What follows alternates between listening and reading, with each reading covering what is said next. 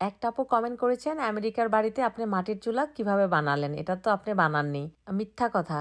আসলে আপু আমি এই চুলাটা বানিয়েছি ৩ মাস সময় ধরে। আর এই ৩ মাসে না হলেও আমি ৬০০ ভিডিও দিয়েছি এখানে। আপনি আমার প্রিভিয়াস ভিডিওগুলো চেক করে দেখবেন, তাহলেই বুঝতে পারবেন এই চুলাটি আমি নিজেই বানিয়েছি। একটা আপু কমেন্ট করেছেন, আপু আপনি সিড রোপণ করেছিলেন সেটা থেকে কি চারা হয়েছে কিনা? এই যে দেখেন আমি এখানে টমেটোর সিড দিয়েছিলাম এবং সেই সিড থেকে কিন্তু টমেটো গাছের চারা হয়ে গেছে। এই যে দেখেন। সো এগুলো আমি সুন্দর করে আরেকটি টবে আলাদা আলাদা করে রোপণ করে দিব, তাহলে কিন্তু এখানে খুব সুন্দর টমেটো হবে। গাছগুলো দেখে এত ভালো লাগছে যে বলার মতো না। স্নোর মধ্যে আমি যখন এই সিডগুলো রোপণ করেছিলাম, একটা আপু কমেন্ট করেছেন এই স্নোর মধ্যে এই সিডগুলো হবে না, কিন্তু দেখেন প্রতিটা সিড থেকেই মরিচ গাছ হয়েছে। মানে এত এত মরিচ গাছ দিয়ে আমি কি করব বলেন, আমার পুরো বাগান ভরে যাবে এই মরিচ গাছগুলো দিয়ে। খুব ভালো লাগছে একসাথে এতগুলো মরিচের গাছ দেখে। এখন আমি এগুলো আলাদা আলাদা করে সুন্দর করে আমার বাগানে রোপণ করে দিব। ভালো থাকবেন, আল্লাহ হাফেজ।